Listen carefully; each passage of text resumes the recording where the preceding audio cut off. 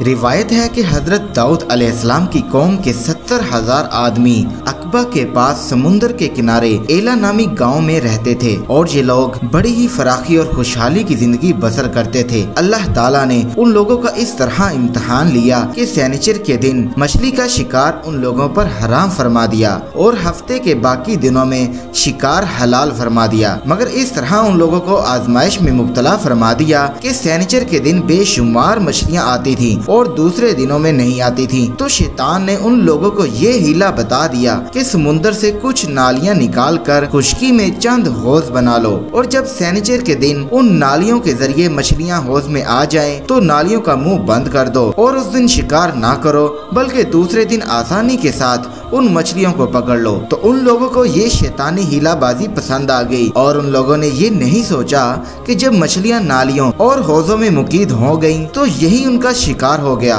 तो शनिचर ही के दिन शिकार करना पाया गया जो उनके लिए हराम था। इस मौका पर इन यहूदियों को 3 गिरोह हो गए। कुछ लोग ऐसे थे जो शिकार के इस शैतानी हीला से मना करते रहे और नाराज और बेजार होकर शिकार से बाज रहे और कुछ लोग तो ऐसे थे कि इस काम को दिल से बुरा जानकर खामोश रहे और दूसरों को मना ना करते थे बल्कि मना करने वालों से ये कहते थे कि तुम लोग ऐसी कौम को क्यों नसीहत करते हो जिन्हें अल्लाह ताला हलाक करने वाला या सख्त सजा देने वाला है। कुछ वो सरकश और नाफरमान लोग भी थे जिन्होंने हुक्म खुदाबंदी की एलानिया मुखालफत की और शैतान की हीलाबाजी को मानकर शनिचर के दिन शिकार कर लिया और इन मछलियों को खाया और बेचा भी। जब नाफरमानों ने मना करने के बावजूद भी शिकार कर लिया तो मना करने वाली जमात ने कहा कि अब हम इन मासियतकारों से कोई मेल मिलाप न रखेंगे। चनाचे उन लोगों ने गाँव को तकसीम करके दरमियान में एक दीवार बना ली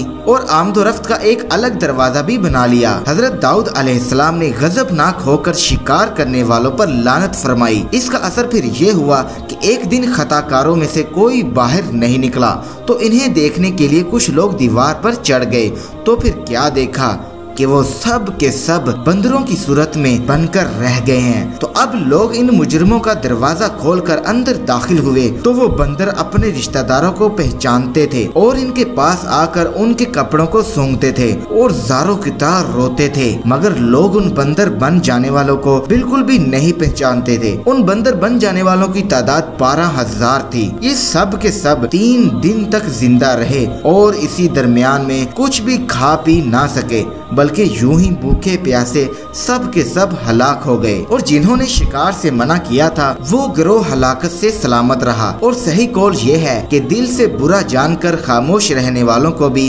अल्लाह ताला ने हलाकत से बचा लिया। सूरह बकरा में है तर्जमा, और बेशक जरूर तुम्हें मालूम है तुम कि वो जिन्होंने हफ्ता में सरकशी की तो हमने उनसे फरमाया कि हो जाओ बंदर दत्कारते हुए। और मुफस्सल वाक़या सूरह अराफ में है जिसका तर्जमा ये है, और उनसे हाल पूछो उस बस्ती का कि दरिया किनारे थी जब वो हफ्ते के बारे में हद से बढ़ते, जब हफ्ते के दिन उनकी मछलियाँ पानी पर तैरती उनके सामने आती और जो दिन हफ्ते का ना होता तो ना आती। इस तरह हम उन्हें आजमाते थे उनकी बेहिक्मी के सबब। और जब उनमें से एक गिरोह ने कहा कि क्यों नसीहत करते हो उन लोगों को जिन्हें अल्लाह हलाक करने वाला है या उन्हें सख्त अजाब देने वाला है, तो वो बोले तुम्हारे रब के हजूर माजरत को और शायद इन्हें डर हो। फिर जब वो बुला बैठे जो नसीहत उन्हें हुई थी हमने बचा लिए वो जो बुराई से मना करते थे और उन जालिमों को बुरे अजाब में पकड़ा बदला उनकी नाफरमानी का। फिर जब उन्होंने ममानत के हुक्म से सरकशी की हमने उनसे फरमाया हो जाओ बंदर दत्कारे हुए।